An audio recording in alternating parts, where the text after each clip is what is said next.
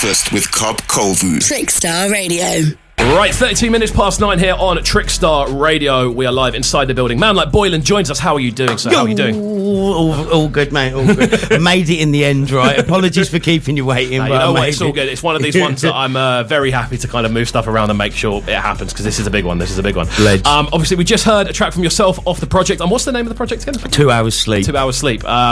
Is there any reasoning behind the name? Yeah, I mean, it does well describe a lot of my life. But to be honest, there's a sample off an old drum and bass album called Incoming on Saigon. It was this tune by Future Forces and Nico, and right at the very beginning, it's just this weird little spoken word bit of some guy going 2 hours sleep. That's what I look like.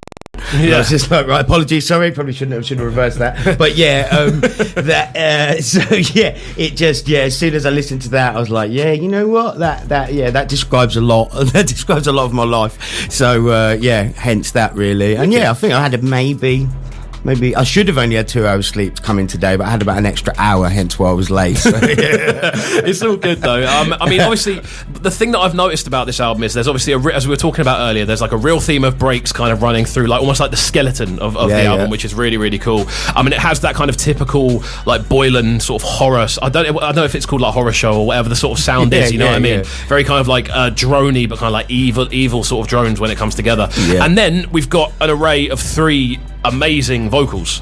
I think there's three vocals. Yeah. I was going to say I don't want to offend anyone else if there's any other ones on there. But the first one we just heard from Riko Dan, like obviously Riko Dan, a legend within Grime and a couple of other areas as well. What was it like to work with Riko? Yeah, awesome, to be honest. Like really, genuinely, obviously me and Trent had done stuff with him before.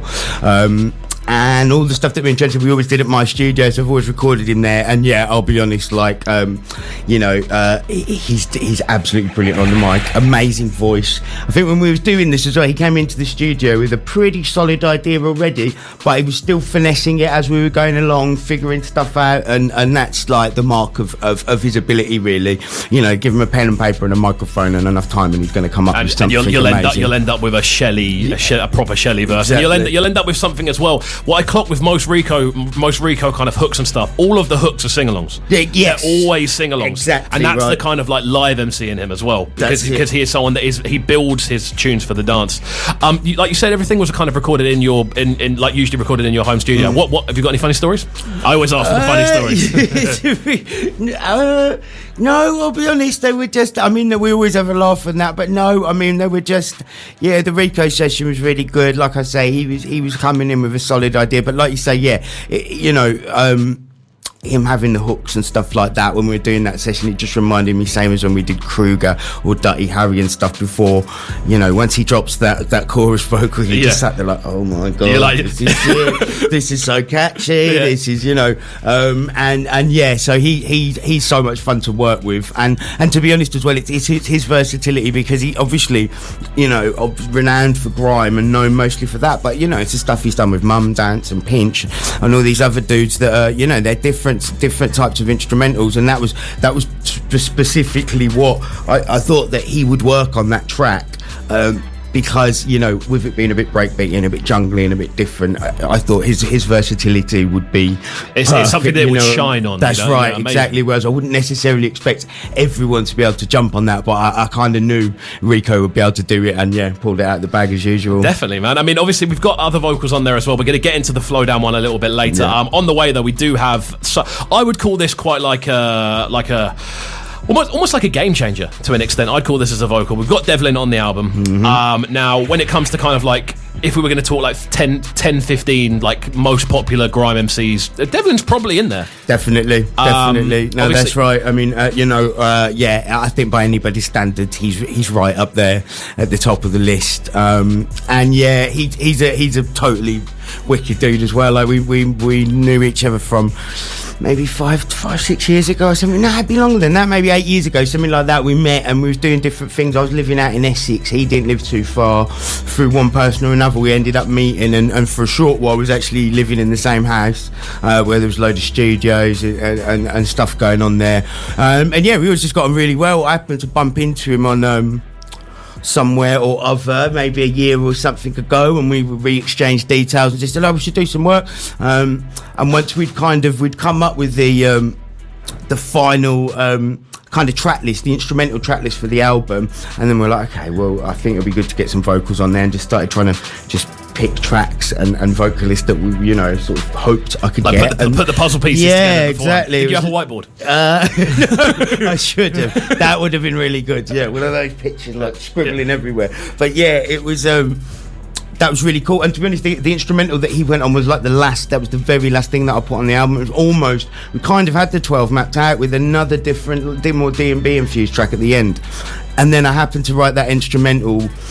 And just thought, you know what, this might be up Devlin Street, to be honest, and just thought, all right, well, let's just give it a whirl, and sent it over to him. And like a diamond, he got back to me and said, he'd be up for it. And he recorded it over at Sire B's studio. Those guys work together a lot, Large Up Sire as well on that one. And sent it over to me, and again, as soon as I heard it, was just like, oh my god, this is killer. And I think this is the thing of the album as well, and with a lot of the kind of Boylan sound in general, there tends to be a catchy element, which is something, I don't necessarily want to say a lot of grime, but there's certainly an area of grime a lot of the time where people maybe just go for noise over anything else, and obviously a lot of your stuff is very kind of based in synths and like hard-hitting sounds, but there's always a catchy element to it as well, and I think that's kind of what sets it apart a lot of the time from a lot of the other stuff that's going on. We're going to jump into this tune next.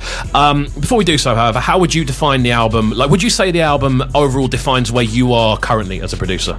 Yeah, I would. Yeah, I mean, if in absolute truth, like I'm more than happy for it to be called a grime album. But at the same time, if somebody listened to it and said, "Oh, I don't think that's exactly grime," that wouldn't bother me either, because, like I said, there's a big melting pot of ideas going on in there. But yeah, it really does represent, and it's just nice to have that kind of options in terms of what you can write and what people will get into. So yeah, I'm really pleased to sort of be in a position where I can do an album like that, and everyone isn't weirded out by it that I've used loads of breaks or expecting of course. Everything to sound a certain way. So yeah, I would say it definitely defines where I'm at the moment. And I think as well, looking through it, something I say on this show quite often, I've got 4 or 5 phrases I seem to say all the time on this show, but one of the things that I say quite often is the ability to kind of have your sound but shift it across multiple genres. That's what makes a good producer. It's almost like the idea of cohesion with variation. If you can handle the two in tandem, that's when you get the gold mine. So we're going to jump into this one next. This one is Spirits in the Breeze featuring Devlin. I mean, even saying that, does that sound good to say? No, it's brilliant. It's brilliant hearing people saying that on the radio. Yeah, like 100%, man. Awesome, man. Right, it's just gone 20 to 10 here on Trickstar Radio. We're live inside the building. This is Breakfast with KXVU. We're inside with man like Boylan. It's been an absolute pleasure so far. We've still got a lot to talk about, so we're going to be talking through the rest of the album. We're going to be talking through what's on the way as well. Make sure you stick around at Trickstar BTN, at Cub KXVU, trickstarradio.com if you are locked in. 64446 is the number. Make sure you start your messages off with Trickstar in all capitals at Boylan UK, at Boylan _ UK. Depending on what platform you're using, it'll be one of those two. Don't go anywhere. Waking up Brighton. Breakfast with KXVU.